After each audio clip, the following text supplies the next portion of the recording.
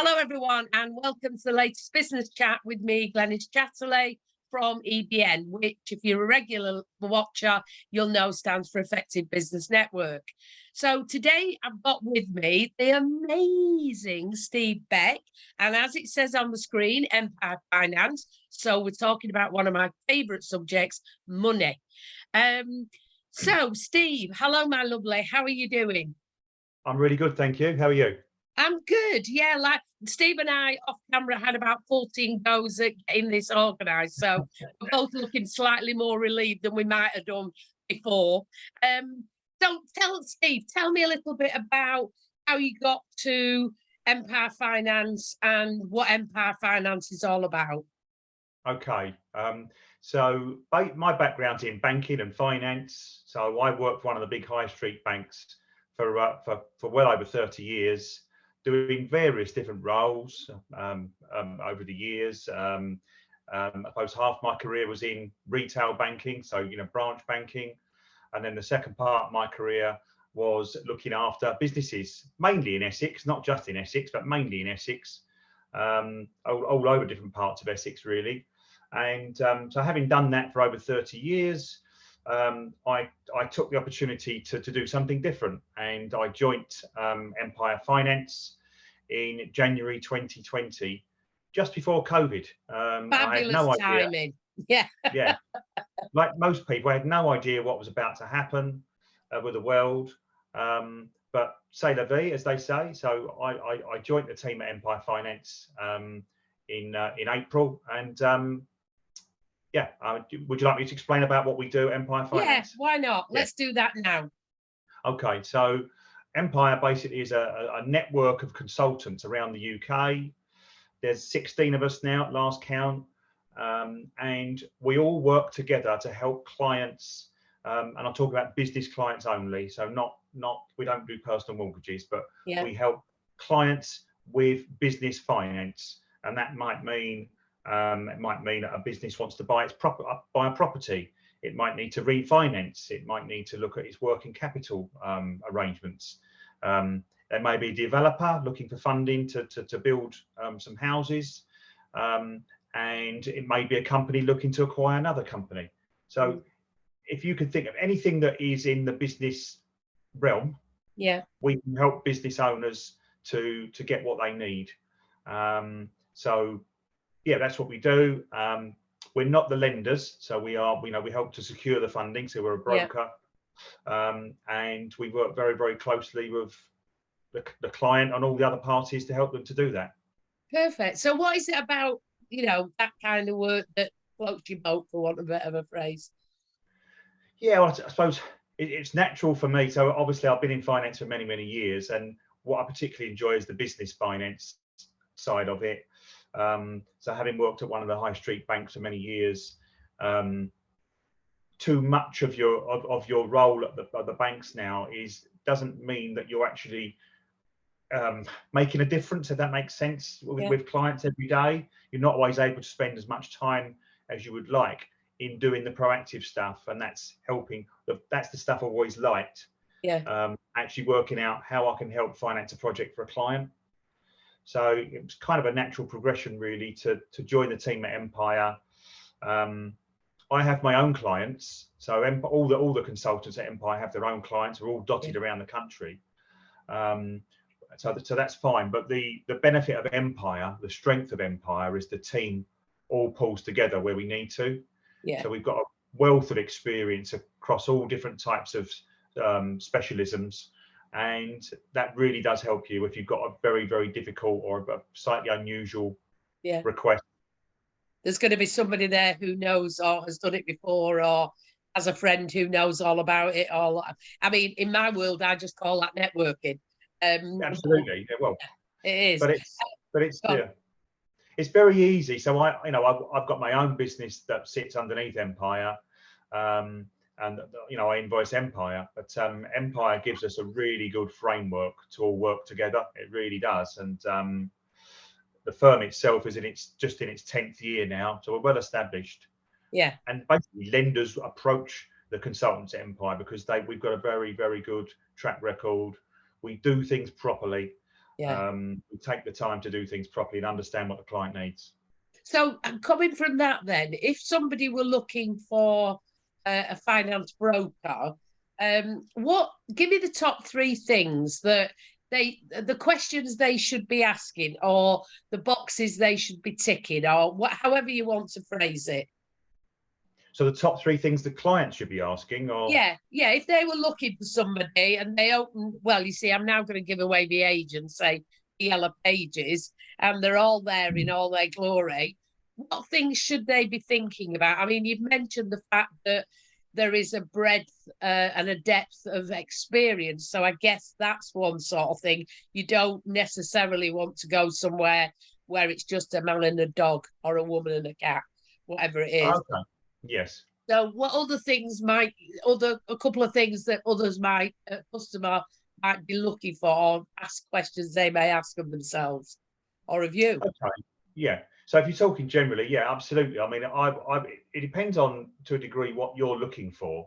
There are some brokers that specialize in certain types of finance. So the first thing I would say is that what is it you're looking to do, and does the person you're speaking to, do they specialize in that? Do they know what they're talking about? That's obviously very important. And you know, what experience have they got, the person that you're talking to? If you are talking to them, well, chances are, well, have you looked them up? Have you just looked them up online, or has somebody introduced you? Most of my clients tend to be introductions, actually, from people that already know me. Yeah. So I don't really get many people, you know, if you like, phone me up out of the blue. It's always directly from somebody else, either another bank manager that I might know, or an accountant, or a business advisor that I might know. So I would probably recommend that as well if you're looking for somebody. If you're close to somebody, if your bank can't help you and they know somebody that they think might be able to help you, that's obviously a good recommendation. If your accountant works with somebody like myself, that's obviously a good thing as well, because the chances are they would know them quite well. So I'd always, you know, recommend, that's always good. Do business with people that you know, or somebody else has used before. Has dealt with before. So a sort of a track record. I guess the other one is, do you like the person? I think it's always vital that you like, but I think particularly in your area of work, because, you know, if somebody comes to me and says, I'd like to network, I don't have to know how much they've got in the bank. I just need to know if they pay the invoice. You know what I mean? So whereas you need to know a lot of stuff about their business. So absolutely, yeah. It's obviously you need to. I need a lot of information to do my job effectively for somebody, and so you need to have that trust between you. You know, any client I deal with, obviously anything they tell me, any information they pass to us is entirely private and confidential, and you know that would always be the case. But you have to feel comfortable with when you're talking to somebody, particularly about finance. And if I'm honest, I probably had clients in my old role at the bank I didn't get on so well with, but they were my clients. I had a portfolio and I had to deal with them. Yes. It works both ways. I can choose clients that I get on with as well. And if I think I'm not going to be able to work with somebody, I think it's important that you perhaps don't be so direct with it, but you know, perhaps suggest that they might want to look elsewhere, or you might want to suggest somebody that they might want to talk to that's not you, and then you could do that. You could do that phone call that says, "Look, do you want to deal with this one? Because me and them, not so much, but you and them, maybe." So I think. I mean, on that theme, I like, you know, open and honesty is the best policy, because the amount of times when I was in the bank, clients, and this is my personal feeling, there was always, even if you had really strong relationships, there's often a nagging doubt in somebody's mind. Oh, if I say something that's slightly negative, it's the bank I'm talking to. Are they going to put a black mark against my name or what have you? Now doing what I do, I've got the benefit of being I'm working for them, not the bank, not the lender. So it's best that clients are able to get everything out, warts and all, so that I know everything.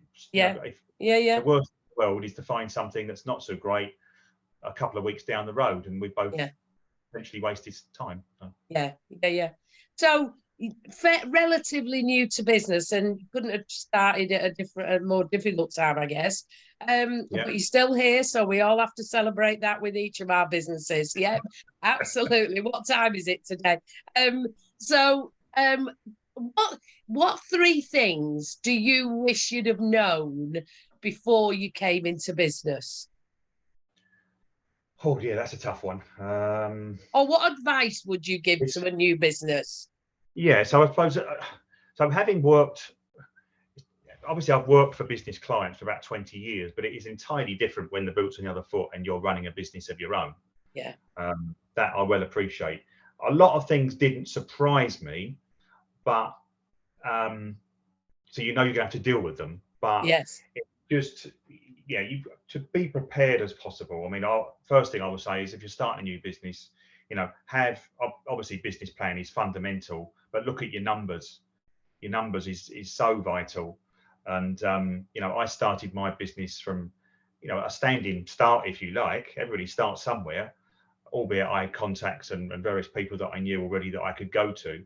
But you've got to factor in, how's it going to look like in your first 12 months? That is so vital. Your first 12 months of running your business, if you don't get that right and you haven't got enough money behind you and you've got your numbers wrong, it's really, you're going to be on the back foot right from the start.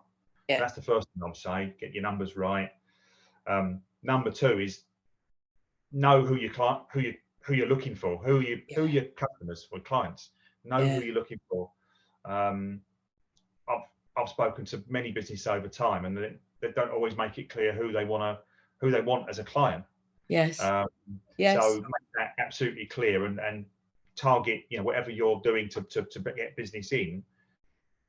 Use that time effectively to target that market. That'd be the second thing I would say, and I suppose the third one to me is, I suppose, is doing things like this. Be visible. Yes. Let people know. Let people know what you do. Don't sort of sit there like a shrinking violet and think people are going to come to you, because that's not necessarily going to happen. No. And I was saying to somebody yesterday who's very new to business, and he was at his first ever face-to-face networking event. He'd never been. And he was lovely. Had no business cards, didn't have a name badge, didn't have this, didn't have that. And he said, so, but I don't know whether it works. And I said, well, the only thing I can tell you for certain is if people don't know about you, they're not going to use you. They have to know you're there, else they're not going to give you business. And I think that's true. It's just about, what do they say? There's no bad publicity. There's some bad publicity, but at least people are seeing you, and at least I always, for people who are watching this, I always say to people who are taking part, Steven Spielberg I ain't. All this editing bit is not really my forte, and for those who watch it regularly, you'll know that that's the case. However, it is about, it's better, you need to be out there and talking to people, because you never know. And it's about being organised and focused, while at the same time trying different ways. Absolutely. Yeah. And like you say, I've done a reasonable amount of networking over the time, and as it is. So I suppose I was in a relatively good place from that point of view. But it's engaging with people, whether it be offline or online. Yeah. And not necessarily trying to sell to people straight away. The temptation is, here I am, sell your products or services in your face, and it's too much, and people don't like that. It's just to get yourself out there and engage with people.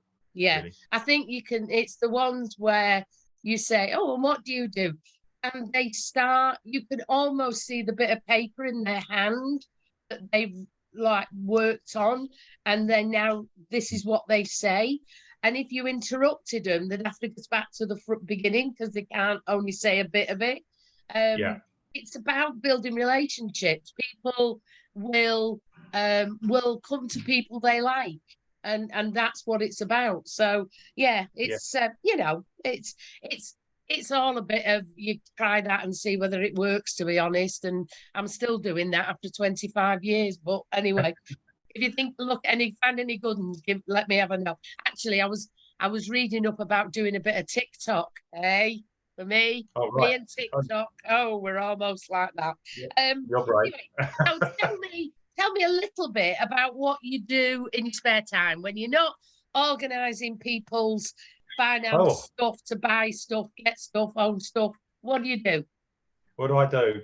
Well, I suppose I've got two sort of main passions. Music. I can't play a thing. I have tried over the years, but I just love music. Yeah.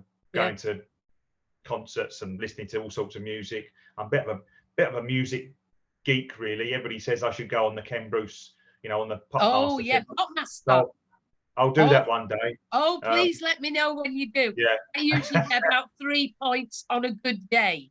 yeah, And I have somebody who you will know. Actually, if you're a regular watcher or if you want to have a look at the catalogue, Leslie Morrissey and I, if we either of us ever get well above about 6, we actually contact each other showing off, So yeah. So what kind of music do you like to listen to? all sorts really. I mean, I like a lot of electronic music. Oh, Um, okay.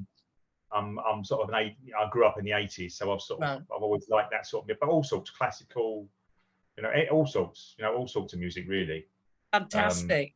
And do you go so live? Do you watch the concerts and do you do a lot of concerts or? I used to back in the day, back in the day, but I still, make it up for lost time a little bit recently. Yeah, But my other passion is football, right.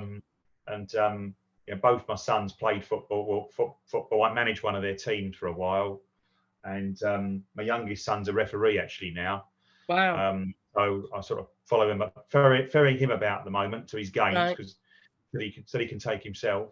Yeah. And And who yeah, do you support? I support two teams, if you like. My big passion is I'm a plastic scouser, so my big passion is Liverpool. Yay. Um, At least you yeah, got the so right part of the country.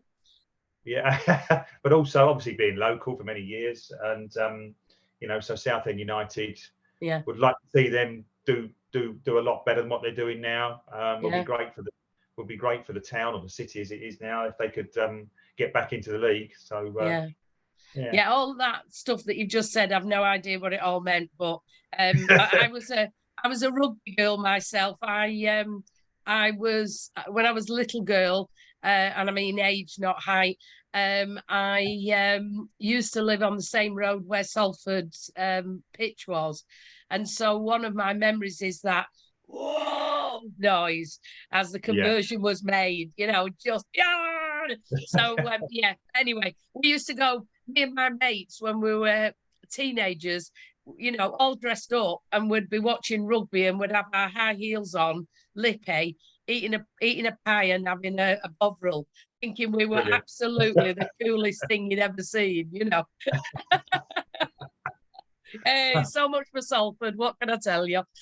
See, my accent came back there for a bit, even worse than it Yeah, usually is. So, Steve, this has been an absolute blast. Thank you so much for your time. thank And you.